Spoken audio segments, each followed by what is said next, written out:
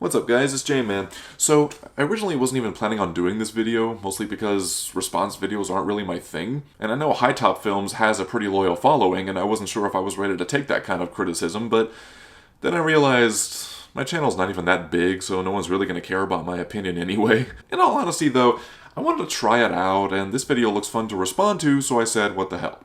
Now first off, I want to make it clear that I think the guy from Hitop Films is a pretty talented guy. He's produced one of my favorite videos on Spider-Man Homecoming as well as other good stuff. Unfortunately, I'm not really a loyal subscriber of his because he can also produce stuff that's either naive or stuff that I just strongly disagree with. And this video is kind of both. Now for those interested, I made a video myself on my own channel about Batman killing in BVS and how it's not only understandable, but it's also not so much out of character. But right now, let's go over the points that he makes and how narrow-minded it kind of is. So he starts off with this whole faux interview with Zack Snyder, and it's clear the whole thing is meant to be a joke to make Zack Snyder look like an ass when it's kind of going the other way around. So I know things must be rough recently, you know, with everything going on in your life. They took your movie away from you, and I'm sure the original cut was great. I'm sure it was just a phenomenal motion picture.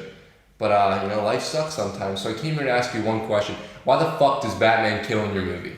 Well, as Snyder himself later says in the interview footage that you're using, Batman has killed in other mediums, even well after that no-gun rule was established. I'm sorry that people just view Batman differently than you. Technical way, right? There's a great YouTube video that shows all the kills in the Christopher Nolan movies, even though like we would perceive them as movies where he doesn't kill anyone. I think it was like 42. Are you talking about the Mr. Sunday Movies YouTube video? Is that what you based Batman killing off of in your film? No. He's listing that as an example of how Batman has killed in other films, so it's really no different if he kills in BVS. You know, one shot. In the Nolan movies, Bruce Wayne is all about not killing people. He has the moment where he tries to kill Joe Chill and he throws the gun in the river because his father would be ashamed of him. Did you see those movies? You're right. He never uses a gun of any kind in any of those movies. Oh wait.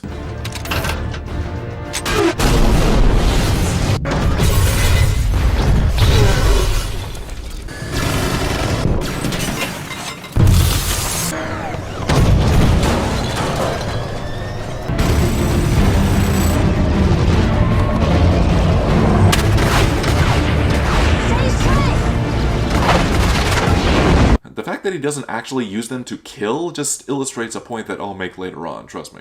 The Dark Knight, Joker tries to get Batman to break his rule. Hit me. Zach, have you seen these billion-dollar commercial and critical successes that basically got you to be able to make Man of Steel? And yet you're still ignoring the fact that he still allows plenty of people to die, even going so far as to put them in harm's way. So if he's not murdering himself, he's still an accessory to murder. There was even an entire video with a real-life lawyer explaining how him letting Ra's al Ghul fall to his death is still on him. See, this is something that he does a lot in this video. He cherry picks, he jumps to conclusions while ignoring important facts, and he uses that to support his own naive argument. Also, it goes back and includes even the Tim Burton Batman movies where, you know, this reputation as a guy that doesn't kill comes from. So, Did you just say that in the Tim Burton movies, that's where his no killing rule comes from? No, he's saying that in that video that he just mentioned, it lists the Burton movies as examples where he has killed, even though some people incorrectly perceive them as examples where he doesn't kill. You know, in the Frank Miller comic book that I reference, you know, he kills all the time, right? The Dark Knight Returns, the book where Batman takes the gun, breaks it over his leg, and says, "These are the weapons of cowards." Right before he does that, though, he supposedly uses it on a kidnapper, so that scene of him breaking it is really just him being a hypocrite. See, the thing with the Dark Knight Returns Batman is that he's so damaged that he's actually in denial of his own actions. That's why a lot of things are left ambiguous in the graphic novel. Even Frank Miller himself said that he wanted to go back to Batman's roots and recall that hearty sense of malice from Batman's origins. Dark Knight was really an attempt to take it back a lot in terms of his base, the basic meat of the material, and at the same time bring it forward in terms of the world it lives in and the kind of fiction that you can do now. I really enjoyed the idea of making him as old as his legend is, and letting it be a cranky old legend. this ravenous old hero. I wanted to bring back that hearty sense of malice that he had back in his origins. All of my guys that I worked with were like, you gotta shoot him in the head, because they're all comic book dorks. Who the fuck do you work with? People that want to be loyal to the graphic novel they're taking inspiration from. Same principle as you wanting to be loyal to the Batman that you love. How could I convince the internet that Batman should never kill? In fact, I need to convince the internet that it is fucking stupid if Batman kills criminals. Wow, that doesn't sound condescending at all. So I had to do my research to try and accomplish this impossible task. I used the only resource I had, Google. Really? You couldn't go to a library and read a history book or watch a historical video on YouTube or something? The origin of Batman's no-killing rule. According to various blogs on the internet, in Batman number 4 published December 1940, Batman says to Robin, "We never kill with weapons of any kind." But why was this? Only about a year ago, Batman carried a gun and murked people left and right. The origin of the no-kill rule is actually pretty simple. Bob Kane, in his biography, Batman and Me, explained the origin of his rule. We had our first brush with censorship over Batman's use of a gun in Batman number 1. In one story in that issue, he had a machine gun mounted on his Batplane and used it. We didn't think anything was wrong with Batman carrying guns because the Shadow used guns. Bill Finger was called on the carpet by Whitney Ellsworth. He said, "Never let Batman carry a gun again." The editors thought that making Batman a murderer would taint his character and mothers would object. The new editorial policy was to get away from Batman's vigilantism and bring him over to the side of the law. The actual editorial policy states, "Heroes should never kill a villain, regardless of the depth of the villainy. The villain, if he is to die, should do so as a result of his own evil machinations." Okay, so as well-researched as this section may be, it's also not the entire story. That editorial policy was barely enforced and was even criticized as a way to basically shut up all the parents and critics of comic books at the time. The public still became increasingly upset with comic books and even went so far as to burn them in the streets. So fearing government regulation, the Comic Magazine Association of America formed the Comic Code Authority in 1954, which basically allowed them to self-regulate themselves with a whole list of rules and guidelines. So he lists a bunch of examples from comic books and TV trying to find a true explanation of his no-kill rule, and then he eventually says this. So if the classic writers never really gave a reason for Batman not killing, maybe there is no real reason.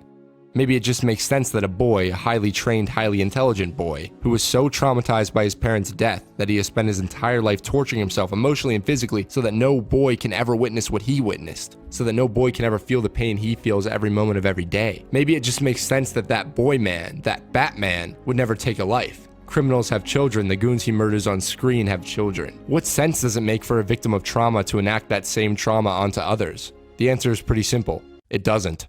Okay, so he's basically chalking it up to the argument that if Batman kills, then he's basically no better than the criminals himself. It's an argument that I'm sure we've all heard before, and quite frankly, I never really did like that argument, because it's not really a fair judgment to make on our part, because we're basically making it sound like he wanted to do it. We've heard it said that killing supposedly lowers a hero to the criminal's level. But that's not sufficient reasoning, because that's equating the act with the motive. Context is everything in this situation, and a criminal killing someone for personal gain is a considerably less justifiable act than a hero killing that same criminal to save their victims. See, you can't just remove all agency from the criminals that he fights and then blame Batman for not adhering to his own rules. Believe it or not, sometimes he doesn't have the luxury of playing humanitarian. They chose to put themselves in those situations. They chose to raise the stakes of the situation. They're the ones who forced Batman's hand. The point that I want to make is that intention is everything. If he actively goes out and looks for faces to kill in cold blood, then he's no better. But if he's in a sticky situation where there's no other way out, then he might have to make the difficult choice, which only Batman could make.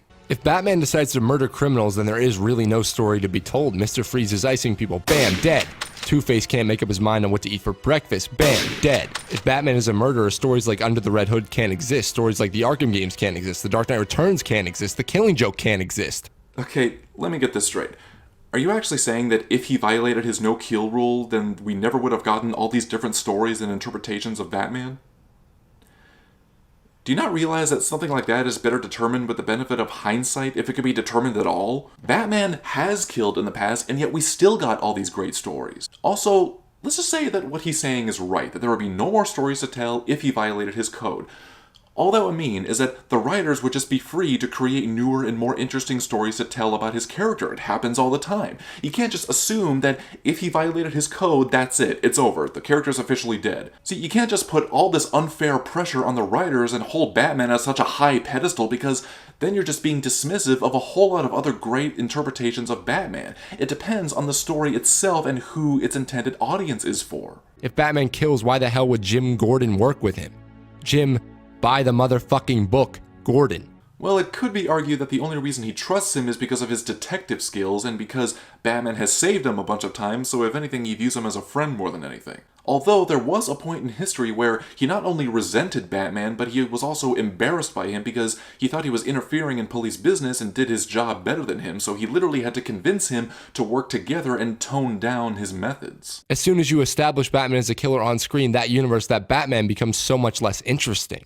I would say only to someone who is strictly married to the rules and not open to interpretation it would be less interesting. Don't make people's minds up for them. The Martha moment that we all make fun of would work on paper if Batman wasn't a killer. View this infamous scene and pretend Batman didn't just shoot a man with his 50 caliber machine guns and then blow him up. Essentially pretend Batflick has a no-killing rule, and that Superman is the first life that Bruce is willing to take. Believe it or not, that actually is the case, and I'll explain why when he gets through this whole bit. You were never a god. You were never even a man. Alright, so in this film, this line comes off as typical uber-masculine bullshit, but if we are viewing this Batman as someone who doesn't kill, this line almost comes off as Bruce trying to justify to himself that he is about to take a life. If Bruce views Clark as an alien, then he doesn't have to worry about breaking his one rule, which would explain why Affleck seems so damn crazy in this scene. So he's finally about to do it. He is finally about to take a life, something he has never done before. He's finally about to plunge that spear into his white whale. You're letting him kill Martha.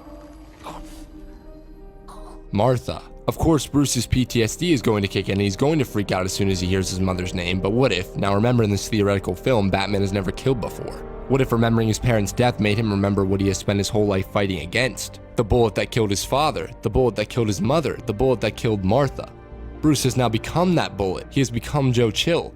He has become that which he stops. So he freaks the fuck out as any Batman would. Why did you say that name? Clark is now shaking with fear. Lois runs in. Please, stop! Why did you say that name? It's his mother's name! It's his mother's name.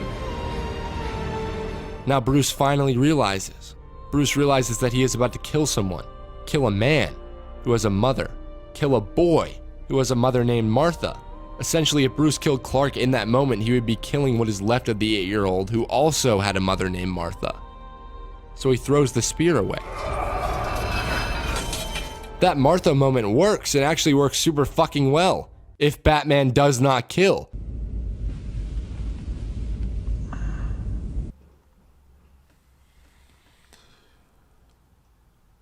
First of all, prior to the events of the movie, for all we know, Batman did have a no-kill rule. He was a hero. He explains it in his opening voiceover. There was a time above, a time before. There were perfect things, diamond absolutes. Things fall, and what falls is fallen. This not only explains the death of his parents, it also foreshadows what he's going to go through in the movie. Then later in Metropolis, we see him literally putting himself in harm's way, ordering everyone out of his work building, charging into a cloud of debris when everyone else runs away from it, helping out his employees, and even saving a little girl from being squashed.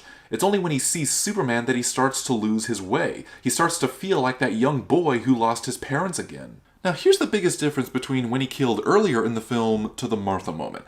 Everything that he did earlier was either out of self-defense, or the henchmen themselves were just being plain stupid.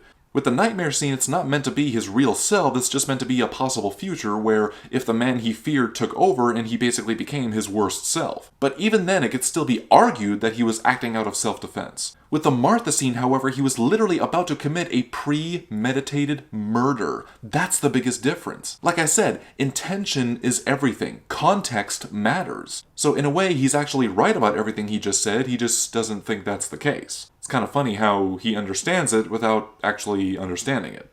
Well, too fucking bad. 30 seconds after the scene, he guns down 6 goons. Batman v Superman is not made better by the fact that Bruce is an old, tired badass who is now branding and killing criminals. It is made worse. It is not some dramatic storytelling tool. It is an excuse for Snyder to blow shit up and attempt to deconstruct a Batman which he never bothers to construct. Okay, there he goes again. He cherry picks, he assumes motive for Zack Snyder and Batman, then he jumps to conclusions without looking at the bigger picture. Firstly, about that scene that he just mentioned, let's look at the entire scene instead of just saying, he blew him up, he's obviously a murderer. So at the beginning you would notice that the bad guys shoot at him first and he merely fires back, chalking it up to at least self-defense. And anyone with half a brain would know that anything shooting at you from the air clearly has the upper hand against a stationary target like a turret gun. So he rolls up on them and there's clearly enough time for them to jump out of the way, but instead they chose to stay right where they are.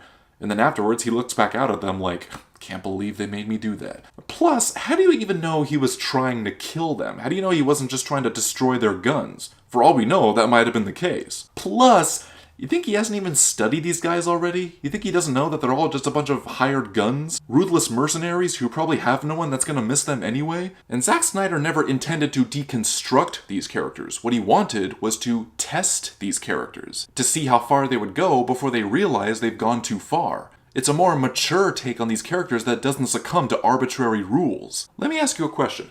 What do you think is the best kind of development for any character? When their rules are established and maintained, or when their rules are challenged? To me, it's definitely the latter, because that to me really helps us see how strong these characters are, both physically and morally. Oh, but Alex, he lost Jason Todd. It is all a part of his arc. No, he lost Jason Todd in the comics. Did he kill the Joker for it? No. Did he want to? Yes, of course, but did he go through with it? No, because he's Batman and Batman does not kill. Except that's an absolute. And if you think that Batman should only exist in stories where he operates based on absolutes, then you might have a shallow view of the character. You see, all that means is that you prefer that Batman not have his limits be challenged, and yet the best way to explore a character's limits is to have them challenged. If you give a character a way out, that's too contrived, because then they'll just take the way out. If you don't give them a way out, it's much deeper. Think of it this way. Let's say that a character is pinned up against the wall by 3 thugs. What would be more interesting to see? If there was suddenly a trap door beneath the character's feet and they fell right through it, or if the character had no choice but to take on the thugs all by themselves, all odds be damned. The fact is, yes, it does make him more interesting because now we have a character who is on the brink of losing his own humanity, who comes full circle and turns back into your favorite Batman. That's the whole point. If your argument is that it just wasn't executed well, that's a purely subjective argument and maybe the movie just isn't for you. I've made this abundantly clear throughout my time on this YouTube channel. I love Batman. I love Batman too much. I love Batman so much that it's definitely an unhealthy obsession. But I haven't really explained why I find the character of Bruce Wayne so fascinating. Batman stories, to me, are the ultimate tale of turning pain and suffering into something positive. That is a story that everyone can relate to because, let's be honest here, the world can suck. My parents were never gunned down in an alley. I never fell into a well of bats. But I've experienced and probably will always experience feelings of fear, of depression, of anger, of angst. It's in my nature as a human being to experience those things. It's in all our nature. It is what we choose to do with that pain that we all feel that defines us. Batman chose to turn all those negative emotions he feels into a symbol that can bring people hope. Hope that Batman will save us from pain. But more importantly, hope that we can all be Batman.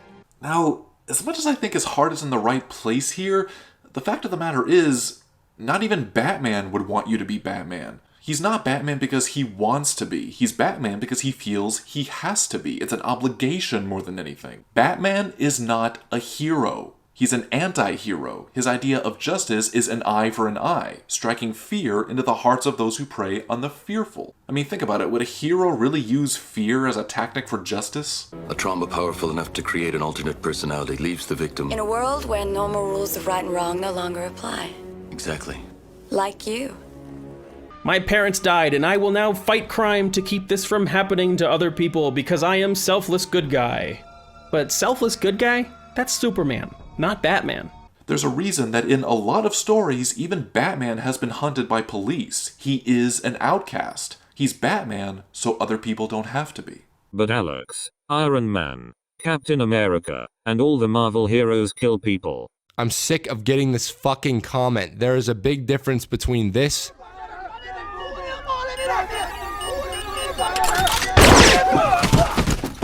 and this.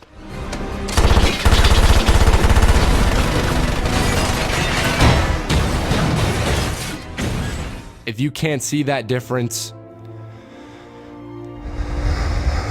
Okay, first of all, that's kind of an arrogant thing to say. Second of all, that's not even a fair comparison what he just did. A more accurate comparison would be this.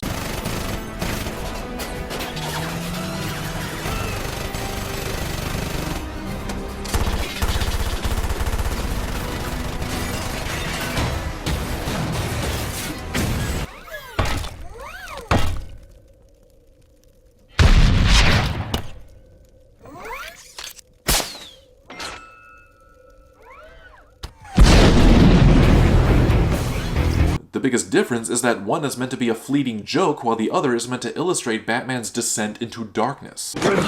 Kill you. That is not Bruce Wayne.